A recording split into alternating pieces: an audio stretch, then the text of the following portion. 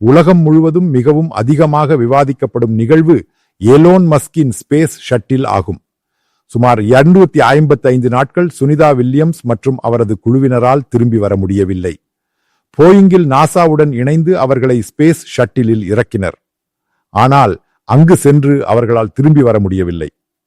இந்த நேரத்தில் ட்ரம்ப் அதிகாரத்திற்கு வருகிறார். ஒரு காலை வேளையில் ஒரு வாரம் கழித்து ஒரு அறிக்கை வெளியாகிறது. அதாவது எலோன் மஸ்கிடம் சென்று அவர்களை அழைத்து வரும்படி கூறுகிறது. மிகவும் எளிமையானது. காரணம், 10 முதல் 250 256 நாட்கள் வரை நடக்காத ஒரு நிகழ்வை அவர் ஒரு நாளில் எலோன் மஸ்கிடம் சென்று கூறுகிறார். நீங்கள் சென்று அவர்களை அழைத்து வாருங்கள். மிகவும் எளிமையானது. பின்னர் உலகம் அதைக் கண்டு அதிர்ச்சி அடைகிறது. ட்ரம்புக்கு பைத்தியம் பிடித்து விட்டதா? எலோன் மஸ்க் திடீரென்று ஒரு காலை வேளையில் சென்று திரும்பி வரும் விதத்தில் கூறுகிறார். 250 நாட்கள் கழித்தும் நடக்காத ஒரு விஷயத்தை ஒரு நாளில் அல்லது ஒரு வாரத்தில் 2 வாரங்களில் எப்படி மஸ்க் செய்ய முடியும்? கேள்விக்கு பொருத்தம் உண்டு. அதுதான் நாசா என்று கூறப்படுவது.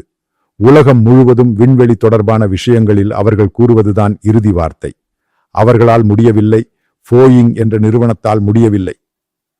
ட்ரம்ப் நிர்வாகம் கூறுகிறது இப்போது மஸ்க் அங்கு சென்று அவர்களை திரும்ப அழைத்து வருவார். நம்ப முடியாத விஷயம். உங்களுக்கு நினைவிருக்கலாம், இந்த உரையாடலும் பேச்சும் இதற்குள் திரும்பி வந்துவிட்டன. சுனிதா வில்லியம்ஸ் குழுவும் திரும்பி வந்துவிட்டனர். இதற்குள் எனது ஒரு அனுமானம் உள்ளது. ஒவ்வொரு ஆண்டும் அமெரிக்க budget, federal agency NASA 25 billion budget, மிகப்பெரிய பட்ஜெட். இந்தியாவின் பட்ஜெட் சுமார் 500,000 கோடி. 2165 ISROவின் பட்ஜெட். இங்கே என்ன மஸ்க் நிரூபித்தார்? நீங்கள் புரிந்து கொண்டீர்கள் அவர் என்ன நிரூபித்தார் என்று. இந்த விஷயத்திற்கும் நாசாவின் ISROவுக்கும் எந்த தேவையும் இல்லை. இவ்வளவு பணம் செலவழிக்க வேண்டிய தேவையும் இல்லை. இவை அனைத்தும் மீண்டும் பயன்படுத்தக்கூடியவை. மீண்டும் பயன்படுத்தலாம். செலவும் மிகவும் குறைவு. இவ்வளவு பேரை ஊழியர்களாக எடுக்க வேண்டிய தேவையும் இல்லை. அதாவது இன்று நடக்கும் பாரம்பரியமான அனைத்து மரபு வழி தொழில்நுட்பங்களையும் எலோன் மஸ்க் உடைத்து அழித்து விட்டார். அதுதான் இது நிரூபிக்கிறது. அடிப்படையில முழுமையான அழிவு நடந்துள்ளது. நாம் ஏன் நாசாவுக்கு 1300 கோடி கொடுத்து இவ்வளவு ஸ்பேஸ் ஸ்டேஷன் இயக்கினோம்? பிரைவேட் ஏஜென்சிக்கு கொடுக்கலாமா? அவர்கள் இதன் 1/4 பங்கு செலவில், இதைவிட குறைந்த செலவில் இயக்குவார்கள். இதுதான் அமெரிக்காவில் நடக்கப் போகிறது. விரைவில் இந்த நாசாவை மூடுவதற்கான திட்டங்களை உருவாக்கும். போயிங் என்ற மிகப்பெரிய விமான நிறுவனம் முழுவதுமாக முடிந்துவிட்டது. நமது சாதாரண மக்கள் டெஸ்லாவுடன் தொடர்புடையதாக இவரை பற்றி பேசுகிறார்கள். டெஸ்லா என்றால் கார் கண்டுபிடிக்கப்பட்டது. அவர் அதை பற்றி எந்த விழிப்புணர்வும் இல்லை. அதை விற்பனை செய்வது அல்லது விற்பனை செய்யாமல் இருப்பது உங்கள் விஷயம். அவர் புதிய தொழில்நுட்பம் மற்றும் புதிய திட்டங்களை பற்றி பேசுகிறார். அதுதான் உலகம் பார்க்கிறது. இப்போதும் சோசியல் மீடியாவில், நமது பத்திரிகைகளில் டெஸ்லாவும் கிஸ்லாவும் அவருக்கு எந்த பிரச்சனையும் இல்லை. அவர் மிகவும் வேகமாக நகர்ந்து கொண்டிருக்கிறார். அதைத்தான் உலகம் கவனமாக பார்க்கிறது. அழிவு. எல்லா இடங்களிலும் உலகம் முழுவதையும் அழிக்க இவரால் முடியும். இன்றைய முழு தொழில்நுட்பமும் ஆட்சி செயல்முறையும் இவ்வளவு செலவும் அனைத்தையும் இவர் குறைக்கிறார். அதுதான் அவருக்கு செயல்திறன் பொறுப்பை கொடுத்தது. அவர் தொடங்கிய போது அமெரிக்க மீடியா முழுவதும் அதிர்ச்சியடைந்தது. மக்கள் அதிர்ச்சியடைந்தனர். காரணம், இவ்வளவு யானைகளை நிறுத்தி இவ்வளவு பணம் கொடுப்பது ஏன்? எங்கே பணம் கொடுக்க வேண்டும்? எங்கே செலவை குறைக்க வேண்டும் என்ற விதத்தில் செல்ல வேண்டும். அதாவது அதிக மனித சக்தி தேவையில்லை. அதுதான் நாம் வரவிருக்கும் நாட்களில் இருக்கப் போகிறது. அவர் செய்த மற்றொரு நிகழ்வு உள்ளது, இந்த போரிங் மெஷின். நான் முன்பு ஒரு வீடியோவில் கூறியுள்ளேன், ஒரு வாரத்தில் 1 கிலோமீட்டர் துளைக்க முடியும். அவர் புதிய மிஷனை கண்டுபிடித்தார். அது சுமார் ஒரு நாளில் 15 கிலோமீட்டர் துளைக்க முடியும். மற்றொன்று ஒரு வாரத்தில் 1 கிலோமீட்டர் என்றால் இது ஒரு நாளில் 15 கிலோமீட்டர். செலவு என்றால் மற்றொன்றின் 1/4 பங்கு. இனி மக்கள் மற்ற போரிங் மெஷினை பின்தொடர்வார்களா? இவரது பேரில் தான் செல்லுங்கள். இதுதான் முழு தொழில்நுட்பத்தையும் உடைத்து அழித்து விட்டார். மஸ்க் என்ன முடிவு செய்கிறார், என்ன நினைக்கிறார்? லூப் ட்ரெயினை பற்றி பேசுகிறார். மற்ற பலவற்றை அவர் கொண்டு வரப்போகிறார். அதற்குள் சென்று விட்டார். டெஸ்லா போன்றவை அவர் விட்டுவிட்ட விஷயம். அவர் இந்த புதியதை கொண்டு வர உத்தேசித்துள்ள நிகழ்வு என்னவாக இருக்கும்? அதுதான் உலகம் முழுவதும் சிந்திக்கிறது. எனக்கு தோன்றவில்லை இதே போன்ற ஒரு மனிதன் உலகில் இருந்திருக்கிறார் என்று. அதே போன்ற மாற்றங்கள்தான். உலகம் முழுவதையும் ஒரே குடும்பமாக நிறுத்தி அனைவரையும் கொண்டு அழிவை உருவாக்குகிறார்.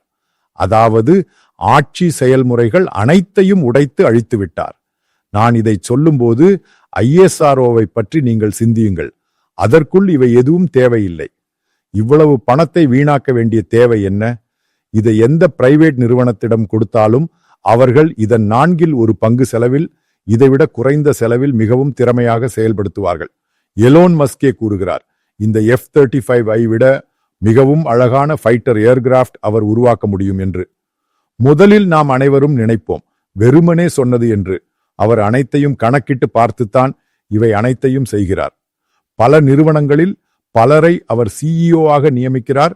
அந்த தொழில்நுட்பத்துடன் எந்த தொடர்பும் இல்லாதவர்களை நியமிக்கிறார். அவர்களை கொண்டு ஒருங்கிணைக்கிறார். மீதமுள்ளவர்கள் பின்னால் இல்லை, இவர்தான் செய்கிறார். அவ்வளவு தலையை உடையவர் இவர்.